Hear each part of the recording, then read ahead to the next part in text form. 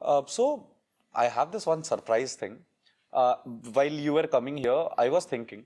So I'm talking to a lot of entrepreneurs these days, and they are like this fresh entrepreneurs who are about to raise money or were in the stage of raising money, whose term sheets have got returned and all because due to this funding winter and all. So I believe you have seen around 1 2 recession in your life.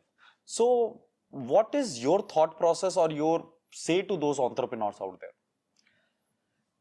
Oh yeah, I've seen three recessions, not two. I've seen three recessions. Uh, but when I had seen recessions, I was part of a large setup. So it's been 6 months. I've been trying to start this podcast series, but due to my journey in Edukemy and everything going combined, I was like little reluctant and I was not getting time. But finally, when I started this series, I wanted to invite one of my very important guests who has converted me into this right entrepreneurial stage where I am being now. So I want to welcome into this podcast Mr. Chandrahas Panigrahi, founder of Edukemy, and he's one of my mentor figure, and I'm being really blessed, sir, that today you are in this podcast. Thank you. So how it's going, sir? Good. It can be, God can't be more kind to me. Okay. And how about your journey? Like, so I'm very keen to understand, like, since you have this 20 years of experience into this MNC field where you were in ACER, you were in HP, you were the CMO of ACER. And now, after this 20 years of experience into this MNC field and suddenly coming to a startup, so what all are the changes or experiences what you had into this transition? See, I think first thing which I actually kind of think I practiced during my previous job. You know, there's a very nice saying that I've seen. There's a permanent discomfort in living a templatized life, and there's a temporary discomfort while starting a new life or a new path. What that means was that in my 2 decades of working for various multinationals at very senior positions, you know, I was kind of living a very templatized life. So it was getting boring. I always wanted to do something of my own, and it was always there in my mind.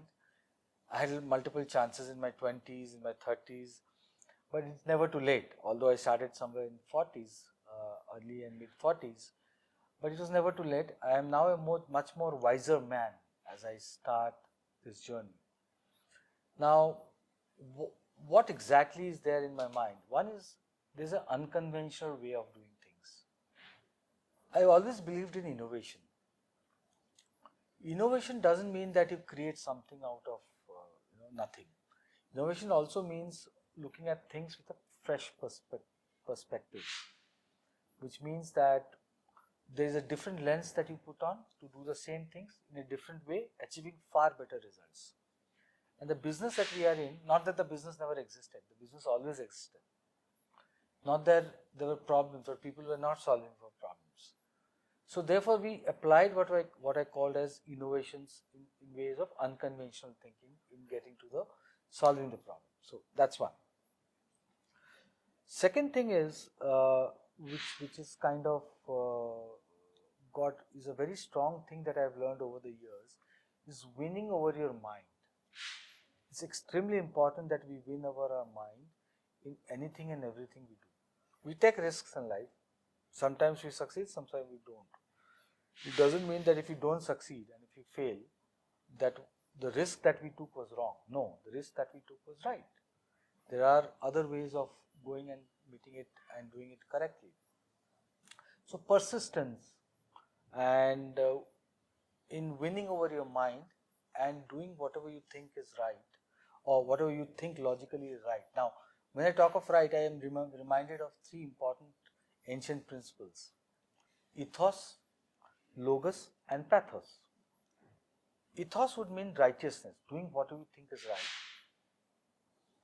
Logos is strong, logical reasoning, which means whatever we do should be logical and should be having an outcome. And pathos is an emotional connect, the way how we are passionate about in doing things. So this is also one of the driving principles I have in my life. And finally, setting up a very realistic expectations and not getting carried away by the noise. Noise is always there, but you need to find your own space. You need to think through what is right, apply the ancient principles, as I said, the 3 important principles. Yeah, so this I have also understood. So a lot of time I've been to you and so I'll be like, I'll be overexcited and I'll be like, sir, I'll make this big company and all. And you'll be like, hey, just keep realistic expectation because you have said me this multiple times. Ki, see, the moment you set up realistic expectation and you actually do it or you do more than it, you are happy. But the moment you are start setting up non-realistic expectation, from day one, you will be in a very scared mode ki यार नहीं हो रहा है, it's not working out, because the start it's very unrealistic. So yeah. People will push you, your investors, your shareholders, your board members, everyone will push you. Your competitors will egg you on. कि मैंने इतना कर लिया, आपने क्या किया? Doesn't matter. You should know. I mean, there's a destination to reach, and there will be a time to reach that destination. You can short circuit it, let's say, for a year or 2. But if you look at over a horizon of 4 to 5 years, you will still see, if you have taken a shortcut earlier, to kind of reconstruct and again going back and reaching the right place, it will take the same time. So you have to figure out the time that you need to reach where you think, a very realistic expectation. I think you'll be fine, and that's what I always keep on telling you. Set up realistic expectations. It's okay to, it's perfectly fine to take risks. It's even good to fail. Doesn't matter.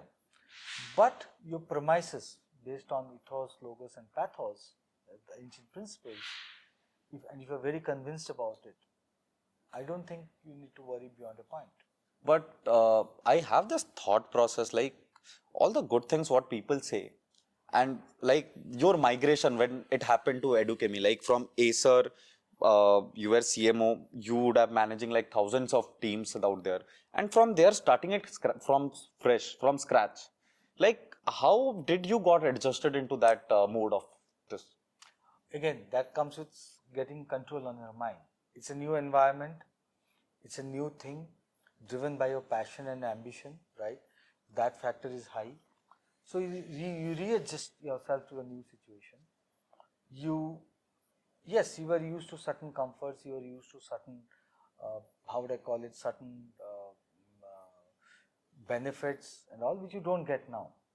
But what you have is a larger purpose of doing things, and that larger purpose of things drives you more than anything else. Let's say you talked about teams, right? Yes, we used to have a very large team, always. Now, even in my hiring nowadays, I don't hire people with strong pedigrees from good colleges or a resume full of good companies. No, they don't work. What is the use of people who have got very high IQ but very limited EQ? EQ is very important as you start and build an organization. Right? Starting is good, while building. So the balance of EQ and IQ is very important. So you have to have right people, for example, who have got strong operational excellence, who are able to work with teams subsequently. You do not want people to work in silos, doing great work, but sum of great work doesn't add up. 1 plus 1 is less than 2. Your 1 plus 1 should be 11. 1 plus 1 becomes 11 when you have a good combination of EQ and IQ. Yeah, so right. That's an example. Yeah. So I have this one surprise thing. While you were coming here, I was thinking. So I'm talking to a lot of entrepreneurs these days, and they are like this fresh entrepreneurs who are about to raise money or were in the stage of raising money, whose term sheets have got returned and all because due to this funding winter and all. So I believe you have seen around 1-2 recession in your life. So what is your thought process or your say to those entrepreneurs out there? Oh yeah, I've seen 3 recessions, not 2. I've seen 3 recessions. But when I had seen recessions, I was part of a large setup. Now, recessions and upswings and downswings, external environments are part of the business, right? If you're building a very strong business model, right, backed by, I would say, very strong unit economics, good team, innovating on some of the products that you're delivering, and overall giving excellent customer service, you are in a way kind of little recession proof, right? Recessions will impact if some of your other parts of the puzzles are not in place. So my advice to people during these times, recession would be, focus on building a good business, a strong unit economics, scalable, sustainable, which you can sustain over a period in time, and most importantly, win customer love. In my company, one of the things that I do very good is we have a very strong customer experience team, which focuses on building a strong customer experience and a positive word of mouth. And almost 15 to 20% of my business work on referrals. Even though I'm in a consumer business, 15 to 20% of my revenue comes through referrals, which is a very, very strong thing in consumer. And recurring revenues do also come over a journey. The problem that we are actually solving in our business is focusing on the journey of the customer versus focusing on parts. And I'm in the education industry. Education is a big market. You make money, and it's a business where you can make money, and you make money in education business provided you're seen as a serious place to go and learn. And obviously, education cannot be Netflixed. Education cannot be a stream tech or a teach tech or a test tech.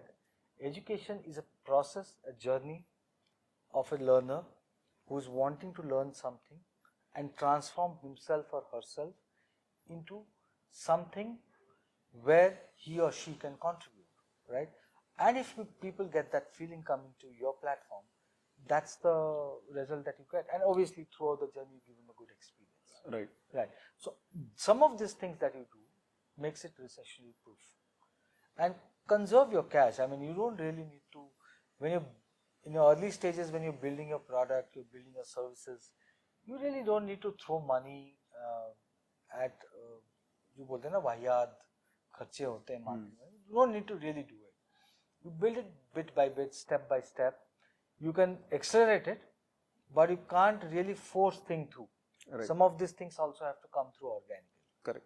I have also felt this down the lane even after I raised my money and everything. Ki the moment you think I have raised money, no, you are done and dusted. You have to, even if you raise $1 million or 100 million or $1 billion, you have to still think that I am still bootstrapped. It's my money. It's my money. The day you think like, okay, it's investor money, we could give little bit of leverage. Okay, let's buy people. That is the place where everything gets crashed. My deeper understanding of this recession was like, why all this layoff happened. So I'm not a very keen person out there, just I'm gonna turn 22. But as far as I have seen the market, sir, correct me if I'm wrong somewhere. As far as I have seen the market, all this layoff has happened just for two reasons. One reason, people were not good. They were not performing. They were having in this easy mode of their life. Yeah, our company has funding. They are anyhow gonna pay us because they have to show their expenses, this, that, and all. And second one was they hired people who were not that expensive in a very high price due to the FOMO ki if we miss the guy, that guy will go to the competition and perform extremely well, which will scale up the company. So I believe these two were the very big reasons of all this long layoffs also. See, you don't buy people. You can never buy people at any point in time. You can hire them. I mean, this FOMO and all of these things work. They come for a, yes, but they were never yours. Remember, if you people who are always committed to your organization, they're very difficult to find. They even if you get 30% ready, your job is to make them 80 to 100% ready. All right. Building a culture in the organization. You remember I spoke about hiring the talent. It's not about the pedigrees. It's not about their CVs on the, their companies on the CVs. It's about their EQ and how EQ can blend with their IQ. If you get a right combination, build a very strong culture, you will actually end up holding them back, and they will also stay with you. They will also take their cuts along with you. When you are taking cut, they also take cut. And you also, kind of ways of means like sweat equities, ESOPs, you give them to cut. Also, never overhire, one. Two, never build structures which don't exist. Keep your organization lean and mean. Keep your business very simple. If you keep your business simple, keep your organization very lean and mean, and hire people and groom them, you will automatically become recession proof. I mean, your biggest asset that you do is actually your employees and colleagues over your customers. You're a good employee and a good customer, and a good employee and a good team member can retain any number of customers. I think that would be my response to this. Yeah, I'm also figuring out this down the journey because I didn't came from a MNC background and all. I just dropped out in my college, did 1.5 year of freelancing, and I'm being really blessed that your advisors are coming to me No, you from have at your least like 9 advantage, months. right? Listen, dropping out from a college is not a taboo.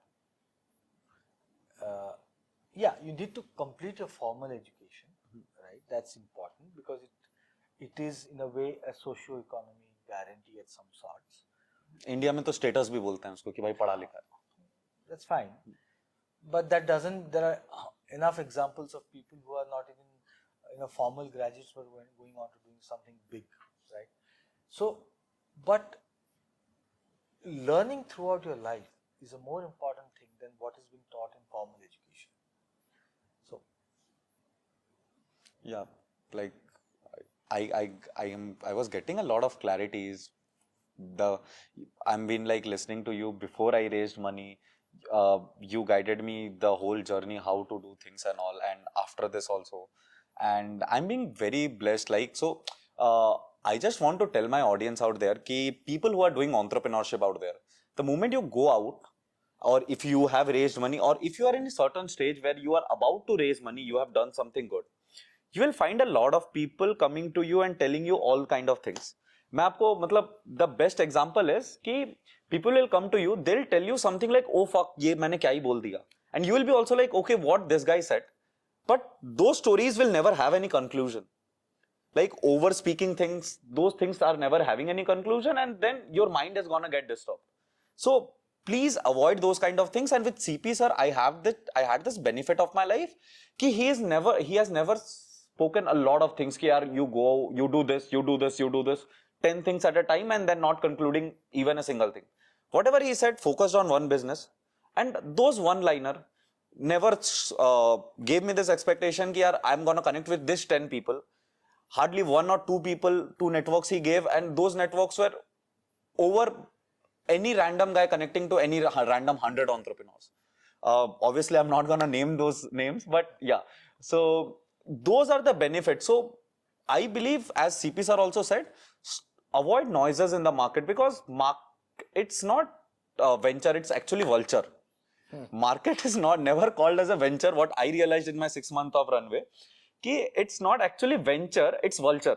The moment people see you are about to gonna do something in your life, a lot of crowd are gonna come and disturb your head. So just how KL Rahul does, putting his fingers in his ears, being focused, and do what you know, and just have one advisor, because 100 or 200 people out there listening to everybody is not gonna do anything, is gonna disturb your mind. So CP sir, I'm very thankful for this podcast, and I believe all the people who are watching this have got their very piece of advice. And yeah, so this is just one session. Let me have few sessions, and again, after some time, let's share again our learnings, because I believe we are forever students out there. Even CP sir is in their 40s and I'm in my 20s, and we are still learning. Like, we are lifetime students, and the next time we feel we have learned something and we want to share it again back with you, we are gonna come back again. So until that moment, signing off.